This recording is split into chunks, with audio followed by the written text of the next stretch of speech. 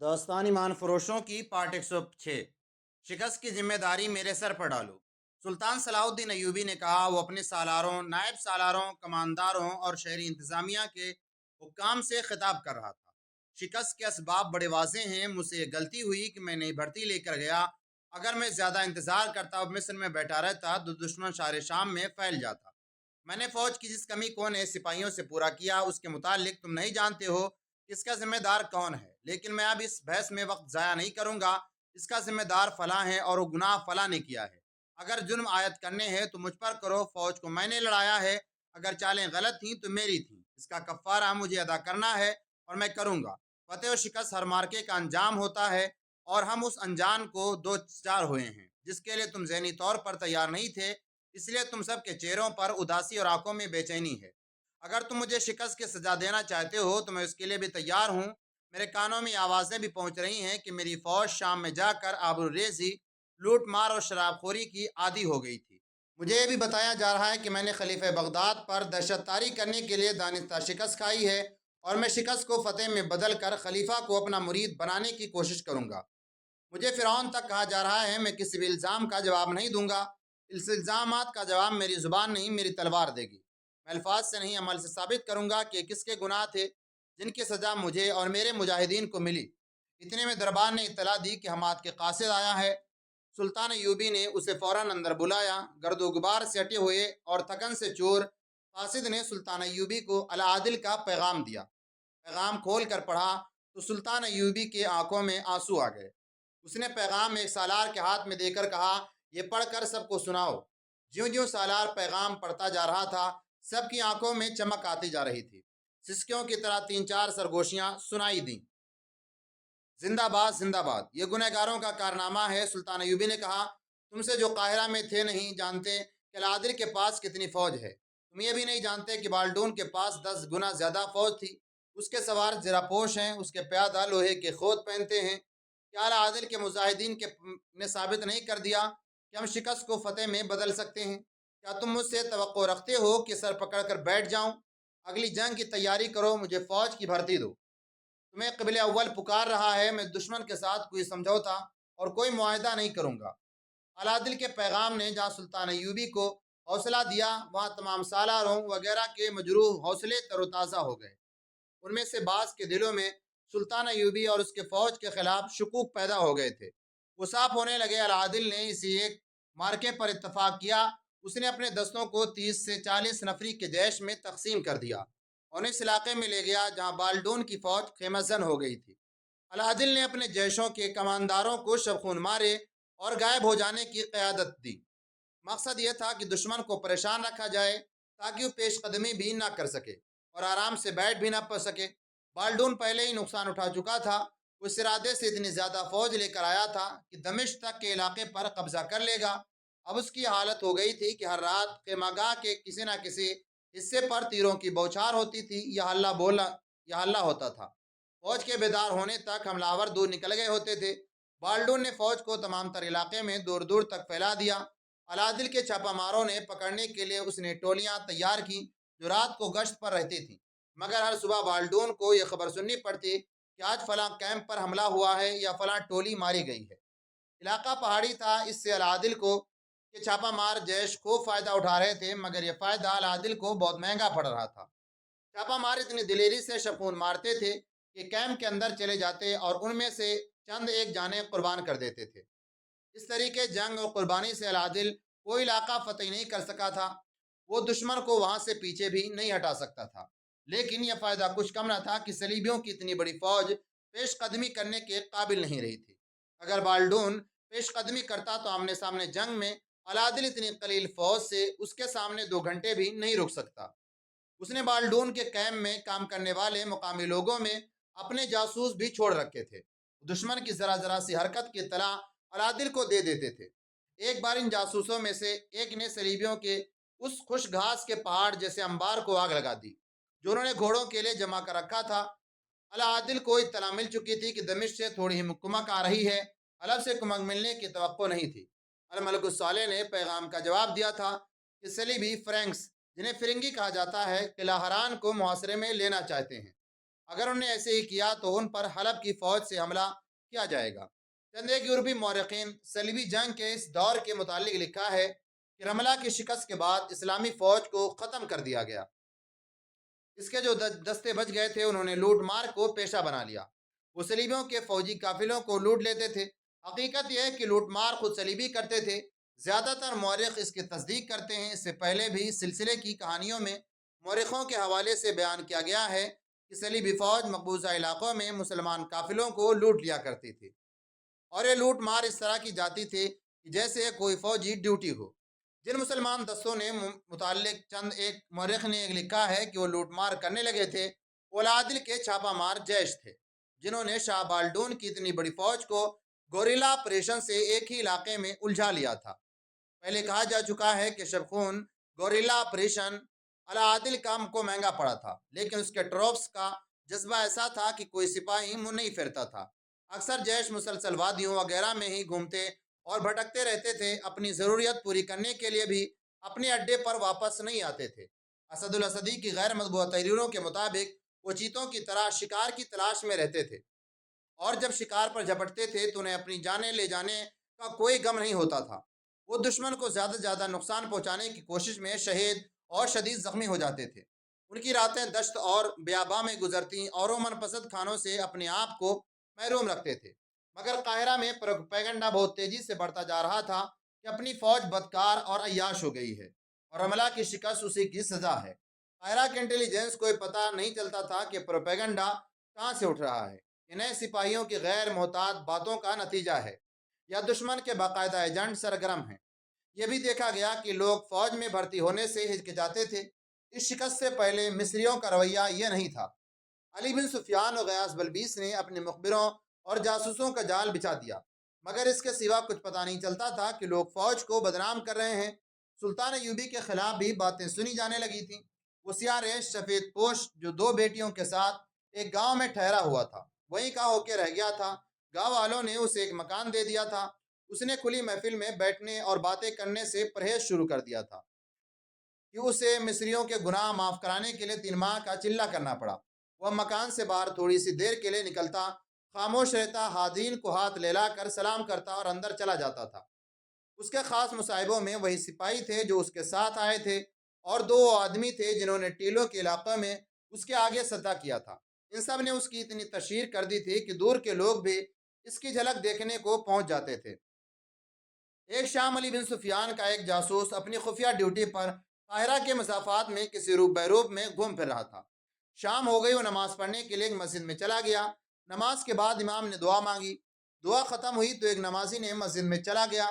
نمازی نے رملہ کو شکست کی بات شروع کر دی۔ اس نے سلطان ایوبی کی فوج کے خلاف وہی باتیں کی جو سیاہ ریش نے کی تھیں۔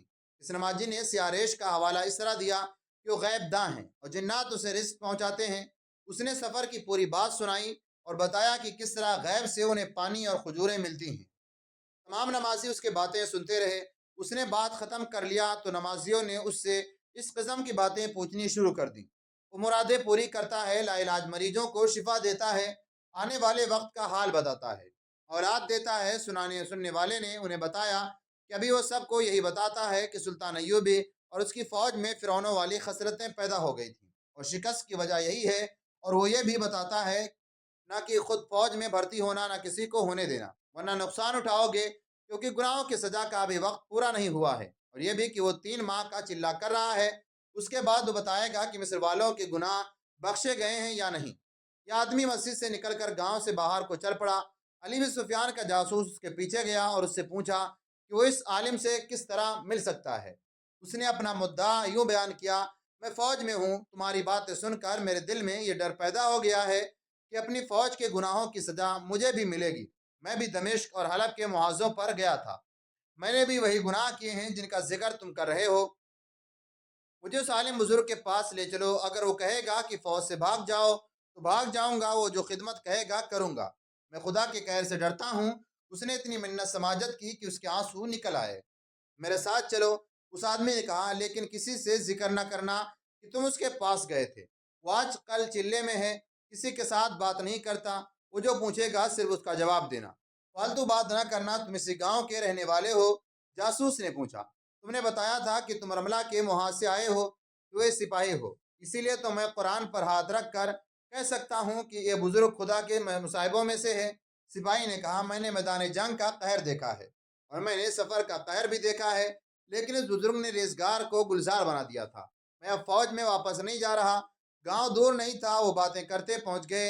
رات گہری ہو چکی تھی۔ سپاہی نے جاسوس کو اندھیرے میں کھڑا رہنے کو کہا اور اس مکان میں چلا گیا جہاں سیاریش سفید پوش رہتا تھا۔ تھوڑی دیر بعد واپس آیا۔ سپاہی نے کہا وہ پیچھے والے دروازے سے اندر چلا جائے۔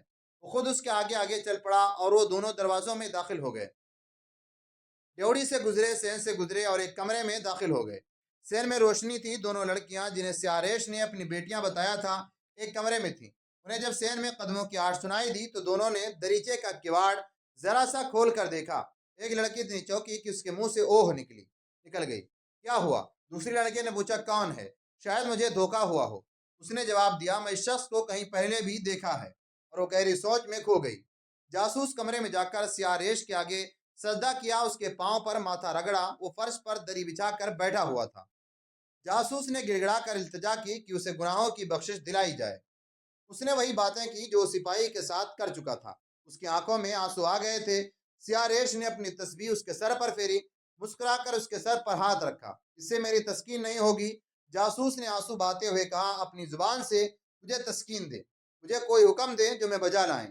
مجھے حکم دے کہ میرا جو ایک ہی بچہ ہے اسے آپ کے قدموں میں ذبح کر دوں۔ مجھے حکم دے کہ سلطان ایوبی کو قتل کر دوں، تو میں آپ کا بھی حکم بجا لاؤں گا۔ کچھ بولیں، کچھ کہیں، پھر دیکھیں کہ میں کیا کرتا ہوں۔ ایک اور آدمی اندر گیا اور وہ جاسوس کی باتیں غور سے سن رہا تھا اور اسے بڑی گہری نظروں سے دیکھ رہا تھا۔ اس نے جاسوس سے کہا، تم اتنے بیزار اور بیتاب کیوں ہوئے جا رہے ہو؟ تم اب مرشد کے سائے میں ہو۔ میرے گناہ اتنے گھناؤنے ہیں جو مجھے راتوں کو سونے بھی نہیں دیتے۔ جاسوس نے کہا، میں نے حماد کے قریب ایک گاؤں میں ایک مسلمان گھرانے کی لڑکی کو اغوا کرنے کے لیے لڑکی کے جوان بھائی کو قتل کر دیا تھا۔ اگر میں فوج میں نہ ہوتا تو مجھے جلاد کے حوالے کر دیا جاتا، لیکن مجھے کسی نے پوچھا تک نہیں۔ سیاریش نے آنکھیں بند کر لیں، اس کے ہونٹ ہل رہے تھے۔ اس نے دونوں ہاتھ اوپر اٹھائے، پھر جاسوس کی طرف اشارہ کیا۔ ذرا دیر بعد مسکرایا اور اس نے آنکھیں کھول دیں۔ جاسوس سے کہا، بہت مشکل سے تمہارے ساتھ بات کرنے کی اجازت لی ہے، غور سے سنو۔ ہم تمہارے گناہ بخشوائیں گے، تم کل پھر آ جاؤ۔ کسی کے ساتھ ذکر نہ کرنا، ورنہ تمہارے خاندان کا انجام بہت خوفناک ہوگا۔ یہ آدمی سپاہی تمہیں گاؤں سے باہر ملے گا اور میرے پاس لے آئے گا۔ تمہارے ماتھے پر لکھا ہے کہ تمہارے گناہ بخشے جائیں گے، بلکہ تمہیں اور تمہارے خاندان کو اتنا رزق حلال ملے گا جو تم نے خواب میں بھی نہیں دیکھے۔ چلے جاؤ، کل آ جانا۔ سیاریش پھر مراقبے میں چلا گیا۔ سپاہی نے دوسرے آدمی نے جاسوس کو اٹھایا اور سین میں لے جا کر اسے سیاریش کی ایسی معجزہ نما باتیں سنائیں جنہوں نے جاسوس کو مسحور کر لیا۔ دونوں لڑکیاں دریچے کے کباڑ کی اور سے اسے دیکھ رہی تھیں۔ جو لڑکی اسے پہلی بار دیکھ کر چونکی تھی، اس نے دوسری لڑکی سے کہا، اسے میں نے پہلے بھی کہیں دیکھا ہے، یہ دھوکہ نہیں، وہی ہے، معاملہ معلوم ہوتا ہے جو ہم پہلے بھی پکڑ چکے ہیں۔ یہ جاسوس اپنے محکمے کے حاکم اعلیٰ علی بن سفیان کو بتا رہا تھا۔ وہی مراقبہ، چلہ جنات اور لوگوں کے جذبات کو قبضے میں لے کر ان پر اپنا جادو چلانا۔ اپنی فوج کو جس سپاہی مجھے اس کے پاس لے گیا ہے، وہ صرف فوج کے خلاف باتیں کرتا تھا۔ وہ اس قسم کی باتیں مسجد میں نمازیوں کے ساتھ کر رہا تھا۔ اس نے میرے ساتھ جو باتیں کی، اسے پتہ چلتا تھا کہ اس کے اور بھی کوئی کے ساتھی ہیں اور مسجدوں میں جا کر نمازیوں کو فوج کے خلاف اکساتے ہیں، معاذ کی جھوٹی باتیں سناتے ہیں اور زور اس پر دیتے ہیں کہ فوج میں بھرتی ہونا گناہ ہے۔ انہوں نے ایسی باتیں مسجدوں میں ہی کرنی چاہیے۔ علی بن سفیان نے کہا، مسجد میں کہی ہوئی بات کو لوگ وہی کا درجہ دیتے ہیں۔ لوگ جذبات کے غلام ہوتے ہیں، اسی کو مرشد مان لیتے ہیں جو ان کے جذبات کو پہلے بھڑکائے، پھر الفاظ میں ان کا تسکین کر دے۔ تم کل پھر وہاں آ جاؤ، مجھے وہ گاؤں اور مکان سمجھا دو۔ ادھر ادھر دیکھ کر زیادہ معلومات لانے کی کوشش کرنا۔ تمہاری لائی ہوئی اطلاع کے بعد ہم وہاں چھاپا ماریں گے۔ مجھے ڈر ہے کہ چھاپے سے وہاں کے لوگ مشتعل ہو جائیں گے۔ جاسوس نے کہا، سپاہی نے بتایا تھا کہ گاؤں کا بچہ اس کا مرید ہو چکا ہے اور دور دور سے لوگ اس کی زیارت کے لیے آتے ہیں۔ ہمیں لوگوں کے ساتھ نہیں چلے گی۔ علی بن سفیان نے کہا، لوگوں کے جذبات کا خیال صرف وہ حکمران رکھا کرتے ہیں جو ان پر حکومت کرنا چاہتے ہیں۔ ایسے حکمران لوگوں کے جذبات سے کھیلا کرتے ہیں تاکہ رعایا خوش رہے اور ان کے آگے سجدہ کرے۔ ہمیں سلطنت اسلامیہ اور ان لوگوں کے وقار کا تحفظ کرنا ہے۔ ہم ان لوگوں کو حقیقت دکھائیں گے۔ ہم نے سلطان ایوبی کا غلام اور مرید نہیں بنانا چاہتے۔ ہم انہیں اسلام کا دشمن دکھائیں گے۔ ہم قوم پر جذبات پرستی کا نشہ طاری کر کے اسے سلانا نہیں چاہتے۔ قوم کو حقائق کے جھٹکے دے کر جگانا ہے۔ تم جا کر وہ بھی دیکھو جو تمہیں ابھی نظر نہیں آیا۔ جاسوس کے وہاں جانے کا وقت رات کا تھا۔ علی بن سفیان نے بھیس بدلا اور اس گاؤں میں چلا گیا۔ اس نے مکان بھی دیکھ لیا اور اس نے لوگوں کی عقیدت مندی کی بےتابیاں بھی دیکھ لی، لوگوں کی باتیں بھی سنی۔ فوج کے خلاف طوفان اٹھایا جا رہا ہے۔ علی بن سفیان نے مکان میں کے پچھواڑے کو دور سے دیکھا۔ وہاں چھوٹا سا ایک دروازہ تھا جو بند تھا۔ وہاں درخت تھے اور دائیں بائیں دو مکانوں کے پچھواڑے تھے۔ اس طرف کوئی انسان نہیں تھا۔ ہجوم مکان کے سامنے تھا۔ دروازہ کھلا اور ایک سفید ریش آدمی پرانے چغے میں ملبوس دروازے سے نکلا۔ علی بن سفیان ہوٹ میں ہو گیا۔ اس نے کھلے ہوئے دروازے میں ایک خوبصورت جوان لڑکی کو کھڑے دیکھا۔ لڑکی نے فوراً دروازہ بند کر لیا۔ سفید ریش آدمی ہاتھ میں لاٹھی لیے جھکا جھکا گاؤں سے نکل گیا۔ علی بن سفیان اسے دیکھتا رہا۔ دور جا کر رک گیا اور ادھر ادھر دیکھنے لگا۔ ایک طرف سے ایک گھڑ سوار آیا۔ سفید ریش آدمی گھوڑے پر سوار ہوا اور قاہرہ کی طرف چلا گیا۔ جو آدمی گھوڑا لایا تھا وہ گاؤں کی طرف چلا گیا۔ علی بن سفیان اپنے گھوڑے پر سوار ہوا اور سفید ریش سوار کے پیچھے گیا، مگر فاصلہ رکھا۔ سفید ریش نے کئی بار پیچھے دیکھا۔ علی بن سفیان اس کے پیچھے جاتا رہا۔ آگے جا کر سفید ریش نے قاہرہ کے راستے کے بجائے گھوڑے دوسرے راستے پر ڈال دیا۔ رفتار معمولی تھی۔ علی بن سفیان نے بھی گھوڑا اسی راستے پر ڈال دیا۔ قاہرہ شہر نظر آ رہا تھا، دور نہیں تھا۔ ادھر ادھر ایک دو جھوپڑے یا خیمے نصب تھے۔ کہیں کہیں خانہ بدوشوں نے ڈیرے ڈال رکھے تھے۔ سفید ریش سوار نے کئی راستے بدلے اور پیچھے دیکھتا رہا۔ علی بن سفیان اس کے پیچھے رہا۔ سفید ریش کی بے چینی صاف ظاہر ہونے لگی تھی۔ آخر اس نے قاہرہ کا رخ کر لیا اور گھوڑے کی رفتار ذرا تیز کر لی۔ علی بن سفیان نے باغوں کو جھٹکا دیا، ہلکی سی ایڑ لگائی، گھوڑے کی چال بدل کر تیز ہو گئی۔ فاصلہ 15-20 قدم رہ گیا۔ وہ اب شہر میں تقریباً داخل ہو چکے تھے۔ سفید ریش نے گھوڑا روک لیا اور علی بن سفیان کے راستے میں ہو گیا۔ علی بن سفیان نے بھی گھوڑا اس کے قریب جا کر روکا۔ تم کوئی رہزن معلوم ہوتے ہو؟ سفید ریش سوار نے کہا اور خنجر نکال لیا۔ بولا میرا پیچھا کر رہے ہو؟ علی بن سفیان نے دیکھا کہ اس کی سفید داڑھی سے اس کی عمر 70 سے اوپر لگتی تھی۔ میرا چہرہ، آنکھیں اور دانت بتاتے تھے کہ 40 سے بہت کم ہے۔ علی بن سفیان بھی بحروب میں تھا۔ اس نے اپنے کمر بند سے 1.25 گز لمبی تلوار لٹکا رکھی تھی جو اس کے چگے میں چھپی ہوئی تھی۔ اس نے بجلی جیسی پھرتی سے تلوار نکال لی۔ داڑھی اتار دو۔ اس نے سفید ریش کے پہلو میں تلوار رکھ کر کہا، میرے آگے آگے چل پڑو۔ سفید ریش کی آنکھیں ٹھہر گئیں۔ علی بن سفیان نے تلوار کی نوک اس کی کنپٹی پر رکھ کر داڑھی میں الجھائی اور جھٹکا دیا۔ وہیں سے داڑھی چہرے سے الگ ہو گئی۔ آدھا چہرہ ننگا ہو گیا۔ علی بن سفیان نے اپنی داڑھی اتار دی اور بولا، ہم ایک دوسرے کو اچھی طرح جانتے ہیں، چلو چلیں۔ وہ شہری انتظامیہ کا کوئی اعلیٰ حاکم تو نہیں تھا، لیکن چھوٹا اور غیر اہم بھی نہیں تھا۔ مصر کا رہنے والا تھا۔ اس کے متعلق علی بن سفیان تک یہ اطلاع پہنچی تھی کہ معزول کی ہوئی عباسی خلافت کا زمین دوست درندہ ہے۔ اس خلافت کو جس کی گدی قاہرہ میں تھی، سلطان ایوبی نے 7-8 سال پہلے ختم کر دیا تھا۔ خلیفہ العادل تھا جس نے حشیشین، صلیبیوں اور سوڈانیوں کے ساتھ گٹھ جوڑ کر رکھا تھا۔ سلطان ایوبی نے نور الدین زنگی مرحوم کے ساتھ بات کر کے اس خلافت کو معزول کیا اور امارت مصر کو خلافت بغداد کے تحت کر دیا تھا۔ معزول شدہ خلافت عباسیہ کے پیروکار ابھی تک زندہ زمین دوست کارروائیوں میں مصروف تھے۔ رملہ کی شکست ان کے لیے اچھا موقع تھا۔ چنانچہ سلطان ایوبی اور اس کی فوج کو بدکار، عیاش، لٹیری اور شکست کے ذمہ دار ثابت کرنے کی مہم میں عباسی خفیہ طریقوں میں سرگرم ہو گئے تھے۔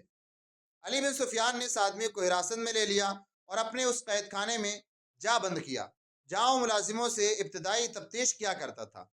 علی بن سفیان کا جاسوس رات کو سیاہ ریش بزرگ کے بتائے ہوئے وقت پر گاؤں کے باہر جا کھڑا ہوا۔ گزشتہ رات والا سپاہی اسے لینے آیا۔ سپاہی نے اسے کوئی نے ہدایت دی اور ساتھ لے گیا۔ وہ پچھلے دروازے سے اندر گئے، مگر جاسوس کی گزشتہ رات والے کمرے کے بجائے ایک اور کمرے میں لے گئے۔ اس کمرے میں سیاہ ریش بزرگ نظر نہیں آیا۔ وہاں کچھ بھی نہیں تھا۔ دروازہ بند ہوا تو اس نے دروازے کی طرف دیکھا۔ سپاہی باہر نکل گیا تھا۔ اس نے دروازے کو ہاتھ لگایا تو اسے پتا چلا کہ دروازہ باہر سے بند کر دیا گیا ہے۔ اس کمرے میں نہ کوئی کھڑکی تھی نہ روشن دان۔ وہ سمجھ گیا کہ اسے پہچان لیا گیا ہے اور اسے پکڑ لیا گیا ہے۔ فرار ممکن نہیں تھا۔ وہ سوچنے لگا کہ کیا کرے۔ خاصی دیر بعد دروازہ کھلا۔ ان لڑکیوں میں ایک اندر آئی جنہیں سیاہ ریش اپنی بیٹیاں بتاتا تھا۔ یہ اب مستور نہیں تھی، لیکن یورپی لڑکیوں کی طرح اریاں بھی نہیں تھی۔ اس کا لباس عرب کی مسلمان لڑکیوں جیسا تھا۔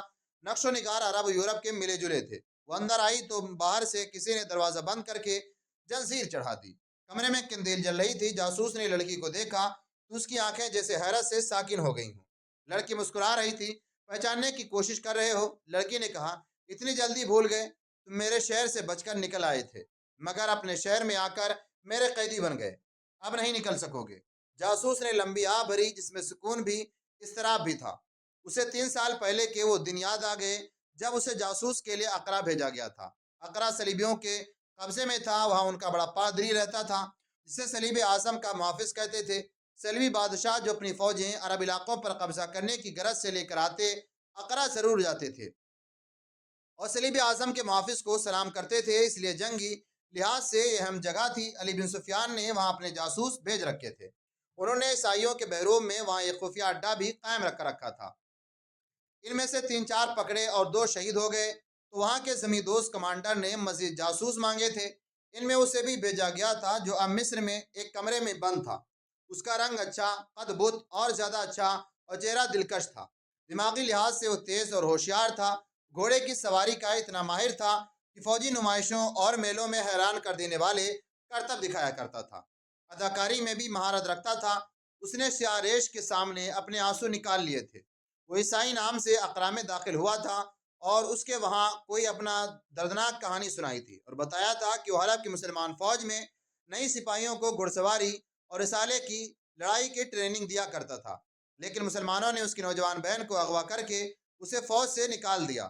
اس کی اداکاری سے متاثر ہو کر اسے سواری کی ٹریننگ دینے کے لیے رکھ لیا گیا، لیکن اس کے شاگرد فوجی نہیں تھے بلکہ جوان لڑکیاں تھیں اور بڑے بڑے فوجی افسروں کے لڑکے۔ اسے پتہ چلا کہ ان لڑکیوں کو مسلمان علاقوں میں جاسوسی کے لیے تیار کیا جا رہا ہے۔